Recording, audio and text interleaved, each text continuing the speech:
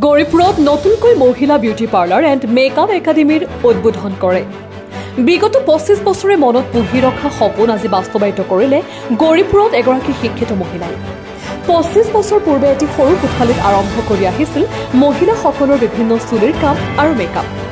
অশেষ কষ্ট আৰু পৰিশ্ৰমৰ ফলত আজি গৌৰীপুৰ নাৰী সমিতি প্ৰাংগণত ৰূপসী যোৱাৰ পথৰ কাষতে এটি অত্যাধুনিক মহিলা বিউটি পাৰ্লাৰৰ শুভ উদ্বোধন কৰে। 25 বছৰ সম্পূৰ্ণ হোৱা প্ৰাক্ষণত বিশেষ কেইবাগৰাকী বিশিষ্ট আৰু আমন্ত্ৰিত ব্যক্তিৰ উপস্থিতিত সকলোৱে দোৱা আৰু আশীৰ্বাদ বিচাৰি উদ্বোধন কৰে। অকল মহিলাসকলৰ যিকোনো চুলিৰ সমস্যা মেকআপ আৰু লগতে যিকোনো ধৰণৰ সুবিধা বিচাৰে সকলোখিনি উপলব্ধ আছে বুলি জনাই দিয়ে। কাম কৰাৰ লগতে প্ৰশিক্ষণ দিয়াৰ ব্যৱস্থা আছে। ইতিমধ্যে কেইবাগৰাকী মহিলাই ইয়াৰ পৰাই প্ৰশিক্ষণ লৈ নিজে স্বাৱলম্বী হৈছে বুলি জনাই দিয়ে। নিউজ ডেস্ক ৰিপৰ্ট প্ৰতিদিন লাইভ। পাৰমিতা দত্ত চৌধুৰী।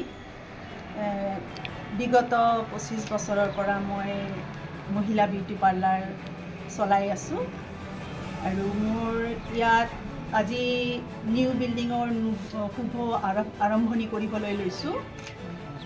মোৰ প্ৰশিক্ষণৰো ইয়াত বহুত ব্যৱস্থা আছে আৰু বিগত 25 বছৰৰ পৰাই মই ইয়াত প্ৰশিক্ষণো দি আছোঁ।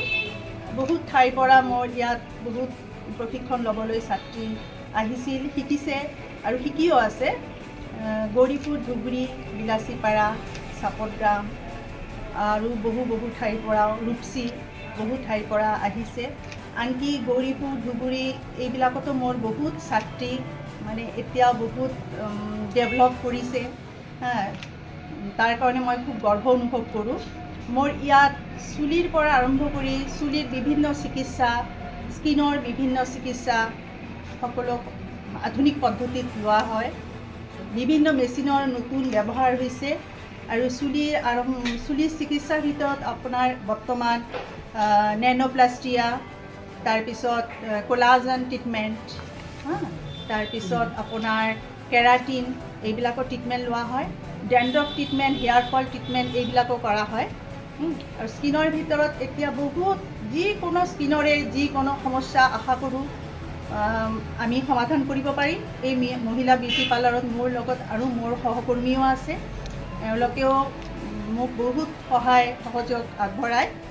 গতিকে আপোনালোকে আহক, আহি আপোনাৰ যিকোনো সমস্যা আপোনালোকে আমাৰ লগত শ্বেয়াৰ কৰক। আশা কৰোঁ আমি আপোনালোকৰ সমস্যা সমাধান কৰিবলৈ। এড্ৰেছ হৈছে মোৰ গৌৰীপুৰ ৱাৰ্ড নম্বৰ 2 নিয়াৰ নাৰী সমিতি। ইয়াত আৰু আপোনাৰ ৰূপসী ৰোড বুলিও কয় এইটো।